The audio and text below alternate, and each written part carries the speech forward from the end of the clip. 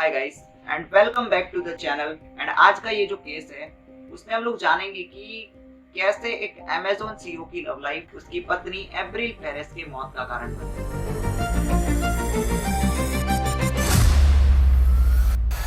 Mexico में रहने वाली एब्रिल पेरेस, जिसका जन्म 18 नवंबर 1971 में मेक्सिको के एक मॉन्टेरे शहर में हुआ था। एब्रिल के दो भाई बहन और भी थे, जिनका नाम था, भाई का नाम था जावियर एंड बहन का नाम था अना। उनके घर में उनकी मदर भी थी, मारिया देल, जो कि काफी ज्यादा हार्डवर्क करती थी अपने बच्चों के लिए।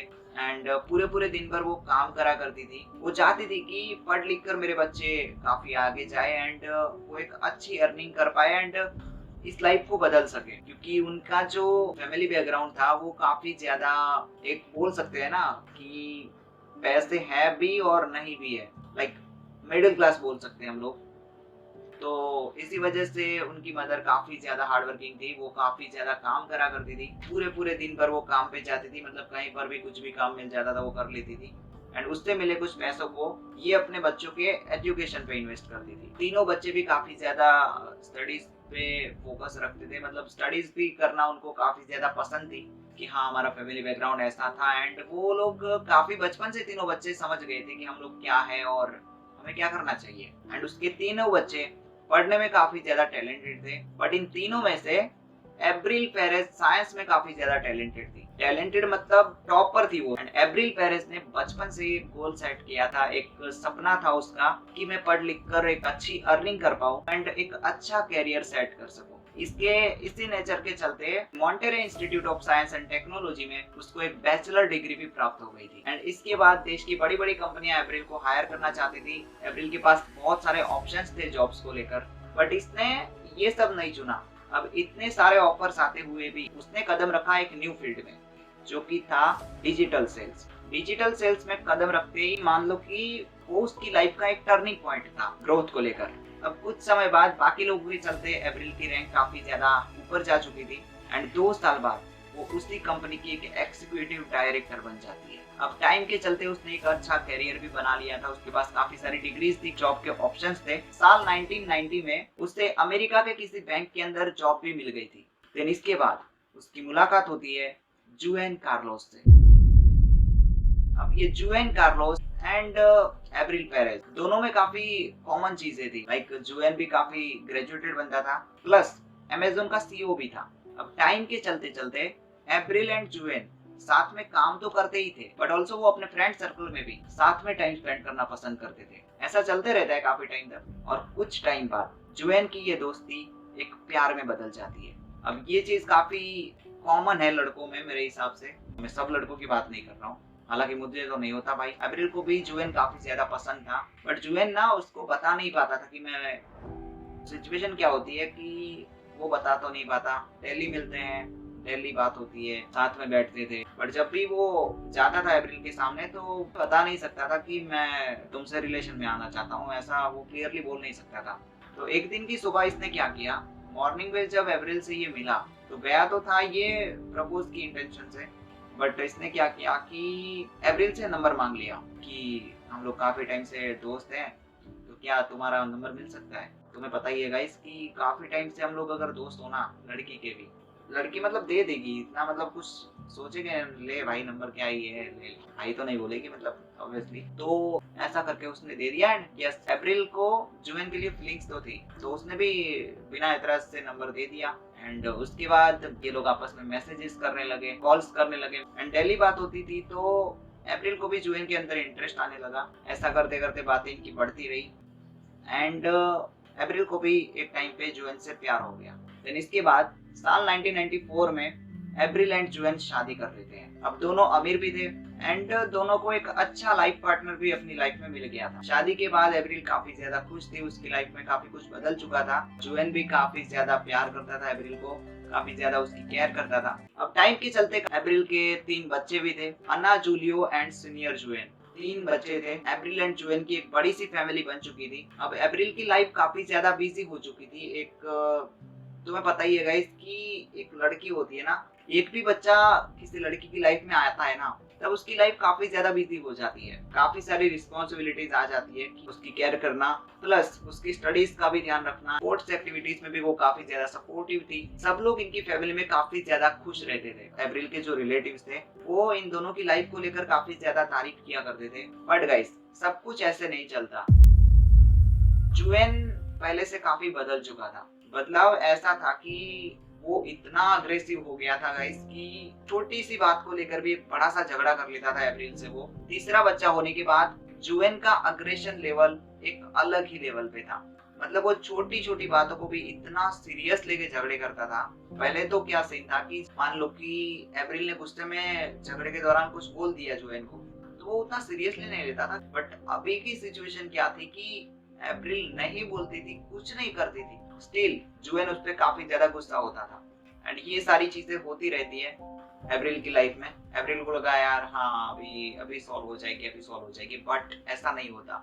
जैसे जैसे टाइम बीतता गया वैसे वैसे ये चीजें बढ़ती गई। ये चीजें ऐसी बढ़ी कि जो जुएन अब तक सिर्फ गुस्सा करता था वो अब अप्रैल को मारने भी लगा था। जी हाँ गाइस, अप्रैल पे काफी ज्यादा चिल्लाता था छोटी छोटी बातों पे। एंड अप्रैल को लगा कि अभी सॉल्व हो जाएगा, कुछ दिनों में सही हो जाएगा, बट उसे कहाँ पता था कि ये चीजें आगे जाके और बढ़ने वाली है। जुएन जो है अप्रैल पे छोटी छोटी बातों पे गुस्सा करने लग गया था। एंड इतना ही नहीं, अपने खुद के ही बच्चों के सामने उसकी इंसल्ट करता था बहुत ही बुरी तरह। उस समय पे इनके जो बच्चे थे वो करीब 12-13 साल के थे, समझ सकते थे सारी चीजें। ये सब चलता रहा काफी टाइम तक। बट एक दिन क्या हुआ, जुएन को कुछ इस तरीके का गुस्सा करते देख अप्रैल जो है रोने लगी। एंड उसको लगा कि यार ये क्या हो रहा है मेरी लाइफ में। एंड वो परेशान होकर रोने लगी। एंड जैसे उसने रोना स्टार्ट किया और रोते हुए इसने देखा अप्रैल को, तो गैस व्हाट उसने क्या किया भाई, वो बंदा फिजिकल हो गया।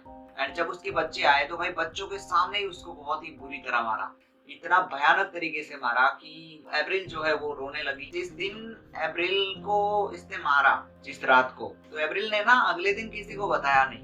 पहले तो सिर्फ अग्रेशन की बात थी, वो अग्रेशन को सहती रही। अब ये चीज किस हद तक जाती है ना गाइस, वो तुम लोग इस वीडियो में समझोगे। जब ये फिजिकल उस रात को हुआ था उस पे और ये बात उसने किसी को नहीं बताई, तब इसका कॉन्फिडेंट और बढ़ गया। जुएन ने क्या किया, नेक्स्ट नाइट को इसने यही सेम चीज करी, बहुत ही बुरी तरह मारा अप्रैल को। एंड अप्रैल ने फिर दूसरे दिन किसी को नहीं बताया। तो ये चीजें काफी टाइम तक चलती रही। अप्रैल ने बिल्कुल भी किसी को ये चीज नहीं बताई। एंड ये चीज रेगुलरली होती रही गई काफी टाइम तक। अप्रैल को वो डेली मारता था एंड डेली उसकी बॉडी पे निशान आते थे। मतलब बताती नहीं थी किसी को, बहानेबाजी करती थी कि आज तो यहाँ गिर गई थी, यहाँ गिर गई थी, ऐसा वैसा। बट एक दिन होगा, दूसरे दिन होगा, तीसरे दिन होगा, ऐसा चलते रहेगा महीनों सालों तक। तो ऑब्वियसली किसी को भी शक होगा कि इसके साथ कुछ तो बुरा हो रहा है। तो ऐसा ही हुआ।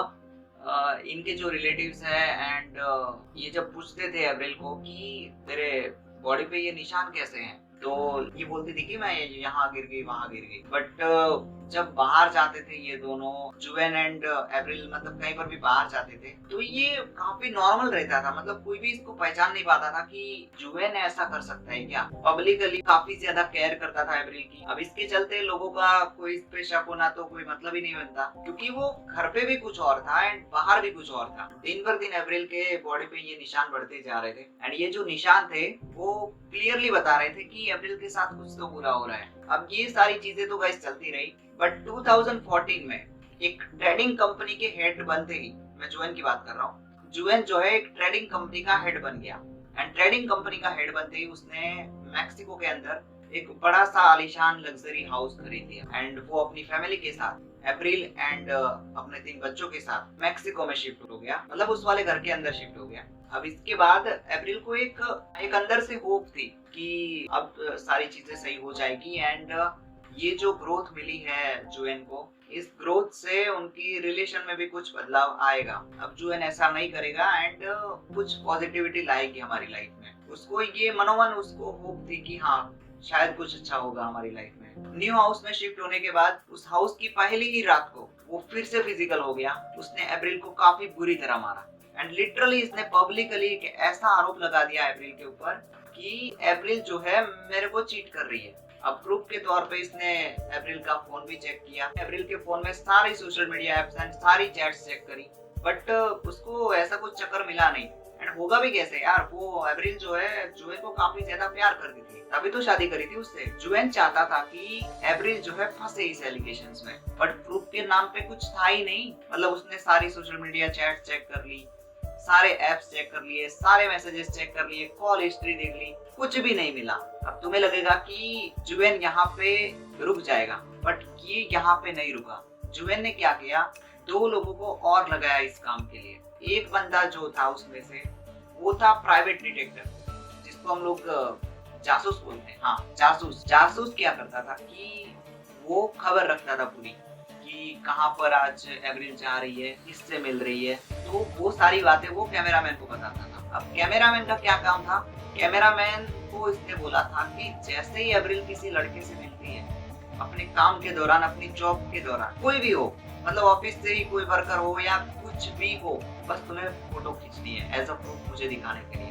किस तरीके से, किस हद तक ये फंसाना चाहता था एप्रिल को, ऐसा ही उसने एक ही दिन में 1-2 फोटो क्लिक कर ली 1-2 आदमी के साथ। अब इसने फोटो खींची तो एप्रिल को इस बात का पता नहीं था कि इसने फोटो खींची है एंड इसने मेरे पीछे 2 आदमी लगाए हैं एंड ये सब कर रहा है, वो उसको कुछ भी पता नहीं था। बट मारपीट वाली चीजों से एप्रिल अब काफी ज्यादा परेशान हो गई थी। वो चाहती थी कि यार अब ये पहले जैसा हो जाए यार, सब कुछ मतलब नॉर्मल हो जाए। रात को जब जुएन घर पे आया, एप्रिल ने जुएन को नॉर्मली बोला कि मैं काफी टाइम से ये सब चीजें सहती आ रही हूँ एंड अगर तुम ऐसा ही करते रहे तो मैं तुमसे डिवोर्स ले लूंगी। अब इतनी चीज सुनते ही उसी टाइम उसने एप्रिल की गर्दन उतनी जोर से दबाई कि मान लो कि उसको मतलब कोई परवाह ही नहीं थी कि मर जाएगी या ये वो, पता नहीं यार अब उसका कैसा माइंडसेट था। अब जब वो लड़की बोल रही है कि तू ऐसे ही मारपीट करता रहेगा मेरे साथ तो मेरे को डिवोर्स चाहिए, तो फिर भी उसकी गर्दन दबा दी एंड वहीं पर वो बेहोश हो गई। 4 जनवरी को मॉर्निंग के टाइम पे जब एप्रिल जो है सो रही थी अपने रूम पे, उस टाइम पे क्या होता है कि एप्रिल के रूम का दरवाजा हल्के से खुलता है एंड वहां पर कौन आ जाता है, जुएन आ जाता है। एप्रिल सो रही थी, जुएन आ गया रूम के अंदर, उसके हाथ में था बेसबॉल बैट, लिटरली वो एक बैट लेकर आया था और उसने पता है क्या किया, उसने वो सोती हुई एप्रिल को सीधा ही हिट कर दिया। और जब उठी वो, तब उसने देखा कि हेड से तो उसको काफी ज्यादा खून आ रहा है और ये जुएन जो है उसको काफी बुरी तरह मार रहा है एक बेसबॉल बैट लेकर। ये उस टाइम पे काफी ज्यादा डर गई थी एंड उसने चिल्लाना स्टार्ट कर दिया। तुम लोग यकीन नहीं करोगे गाइस, इनके जो बच्चे थे ना वो एप्रिल की साइड थे बेसिकली। तो जैसे ही एप्रिल चिल्लाई तो दूसरे रूम पे जो बच्चे थे वो अचानक आ गए भाग के एंड इनका जो छोटा बेटा था वो एप्रिल के आगे जाके लिटरली वो ऐसे जाके खड़ा हो गया एंड जो बड़ा बेटा था उसने बेसबॉल बैट को छीन लिया जुएन से। देन गाइस उसी टाइम एप्रिल के जो बच्चे थे वो एप्रिल को लेकर वहीं से भाग गए एंड एप्रिल को एक अच्छे हॉस्पिटल में ले जाया गया उनके बच्चों के द्वारा। इस बात से जुएन अनजान था, उसको कुछ पता नहीं था कि अभी एप्रिल कहाँ गई है। इस सिचुएशन में इसने क्या किया कि अपने वकील से कांटेक्ट किया, जो भी इसके सोशल मीडिया प्लेटफॉर्म ये यूज करता था, वहीं पर इसने पोस्ट की कि एप्रिल ने मेरे को चीट करी है एंड सोशल मीडिया पर एप्रिल के खिलाफ उसने ये आरोप लगाते हुए पोस्ट करी कि मेरी वाइफ जो एप्रिल है उसने मेरे को चीट किया है एंड घर के सारे पैसे वो लेकर भाग गई है एंड उसने सोशल मीडिया पर ये तक आरोप लगा दिए कि जब एप्रिल को मैंने ये सब करते हुए रोका तो उसने मेरे पे नाइफ से अटैक कर दिया। अब तुम समझ रहे हो भाई ये फेक एलिगेशंस लगाने पे ये किस हद तक जा सकता था। और उसने ये तक भी बताया कि जब मैंने ये सब करते हुए एप्रिल को रोका तो एप्रिल ने मेरे पे नाइफ से अटैक कर दिया एंड इसके बाद उसने खून के साथ एक नाइफ की फोटो भी अपलोड कर रखी थी। अब ये नाइफ पर जो ब्लड लगा था ना गाइस, वो ब्लड और किसी का नहीं, एप्रिल का ही था। उसने बेसबॉल से जब एप्रिल को हिट किया था तो उस टाइम पे उसका जो ब्लड नीचे गिरा हुआ था उसके रूम पे, उसके बिस्तर पे, तो एप्रिल का वही ब्लड उसने नाइफ पर लगाकर वो फोटो अपलोड कर दी। अब इस समय एप्रिल जो है हॉस्पिटल में थी एंड जैसे ही उसको डिस्चार्ज मिला तो वो वहीं से हॉस्पिटल से ही डायरेक्ट निकल गई मॉन्टेरे में। तुम्हें बता दूं तो एप्रिल का मायके था वो, ठीक है। एप्रिल एंड एप्रिल का वकील को इनका जो केस चल रहा था जुएन के ऊपर, उसके किसी काम को लेकर इन्हें मैक्सिको वापस जाना पड़ता था एंड उससे बच्चों को लेकर ही जाना था वहां पर। अब मॉन्टेरे आने के बाद क्या होता है कि एप्रिल को वकील ने कॉल किया कि हमें जो हमारा केस चल रहा है जुएन के ऊपर, उसके किसी काम को लेकर हमें मैक्सिको वापस जाना होगा। तो एप्रिल इस बात से काफी ज्यादा डर गई क्योंकि वो मैक्सिको जाना ही नहीं चाहती थी और ऊपर से उसे तो वहां पर तो बच्चों को लेकर भी जाना था। वो वकील को बोलती है कि हमें मैक्सिको जाना सही रहेगा। तो जो एप्रिल का वकील था वो भी बोलता है कि हाँ, हमें इस काम के लिए वहां पर जाना होगा। तो बिल्कुल वैसा ही होता है। अगले दिन एप्रिल एंड उसके जो 2 बेटे थे वो एंड उसका वकील तीनों निकल जाते हैं मैक्सिको के लिए। अब देखो ये सारी चीजें तो चल ही रही थी और इसी के साथ सितंबर 2019 में जुएन को बेसबॉल बैट अटैक को लेकर अरेस्ट किया जाता है। लेकिन इसके कुछ दिन बाद अप्रैल को अब यहाँ पर रहना अनसेफ लग रहा था कि यहाँ रहना अभी मेरे लिए सेफ नहीं है। तो वो अपने वकील को बोलती है कि हाँ भाई, हमें यहाँ से निकलना चाहिए और मैं यहाँ पर और रहना नहीं चाहती। तो वो उसी दिन उसी टाइम वहाँ से एयरपोर्ट जाने के लिए निकल जाती है एंड एयरपोर्ट जाने के लिए वो लोग कार में जाते हैं। अब जैसे ही ये लोग एयरपोर्ट जाने के लिए उस गाड़ी के अंदर निकले तो उस गाड़ी के अंदर उस टाइम थे एप्रिल, उसके 2 बेटे एंड एक था उसका वकील। अब गाड़ी में ये लोग जा रहे थे, एप्रिल एंड वकील जो है आपस में मतलब कुछ नॉर्मल कॉन्वर्सेशन कर रहे थे एंड तभी उनकी जो कार थी वो रुक जाती है ट्रैफिक लाइट पे। अब ट्रैफिक लाइट पे जैसे ही इनकी गाड़ी रुक गई उसी टाइम एक ऐसी चीज होने वाली थी जो कि इन लोगों ने कभी एक्सपेक्ट ही नहीं करी थी। जी हाँ गाइस, जैसे उनकी गाड़ी ट्रैफिक लाइट पे रुकती है उसी टाइम उनकी साइड से एक बाइक आया और उसने सीधा ही अटैक कर दिया। अब जैसे उसने अटैक किया तो उसने उसी टाइम 2 गोली एप्रिल को मार दी एंड जब वो वहां से भाग रहा था उसी टाइम पे उसकी गन से एक गोली और निकल गई एंड वो जो गोली निकली गाइस वो बैक साइड में बैठे एप्रिल के एक छोटे बेटे को लग गई। बट लकीली उसे कुछ नहीं हुआ क्योंकि ये जो बुलेट थी वो एकदम बॉडी से टच होके निकल गई थी एंड इस घटना के बाद एप्रिल को फिर से वहीं से हॉस्पिटल ले जाया गया। हॉस्पिटल में ले जाने के बाद एप्रिल की काफी ज्यादा ट्रीटमेंट चलती है, काफी ज्यादा उसकी सारवार चलती है एंड अनफॉर्चुनेटली गाइस इवनिंग के टाइम पे डॉक्टर हैज बीन डिक्लेयर्ड कि एप्रिल की डेथ हो चुकी है। जी हाँ गाइस, काफी खून बहने की वजह से 48 साल की एप्रिल की उसी दिन मौत हो जाती है। अब इसके बाद एप्रिल के जो पेरेंट्स थे एंड एप्रिल के जो भाई बहन थे उनको तो पूरा शक था कि ये जिसने भी करवाया है और या फिर जिसने भी किया है वो जुएन ही है। अब ये जो एप्रिल के पेरेंट्स एंड ब्रदर सिस्टर जो बोल रहे थे तो लोगों को भी लगा कि हाँ ऐसा हो सकता है। बट गाइस मैं तुम्हें बता दूं कि जुएन जो है इस समय जेल में था। जी हाँ गाइस, जब एप्रिल का मर्डर हुआ उस समय जुएन जेल में था। अब अगर जुएन जेल में था तो जिसने बाइक पे गोली चलाई वो कौन था एंड उसकी एप्रिल से क्या दुश्मनी थी? तो गाइस मैं तुम्हें बता दूं कि ये जो मर्डर हुआ था एप्रिल का उसके पीछे जुएन का ही हाथ था।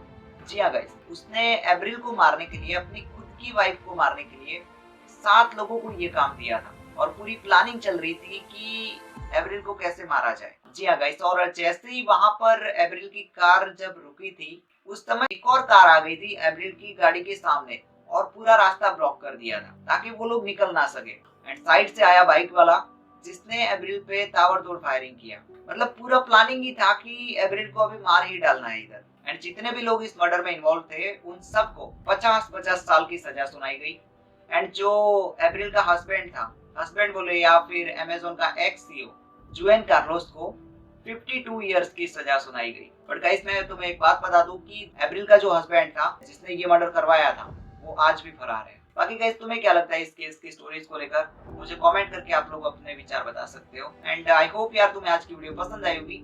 वीडियो को लाइक कर देना एंड चैनल को सब्सक्राइब कर लेना। मिलते हैं जल्दी नेक्स्ट वीडियो में। बाय।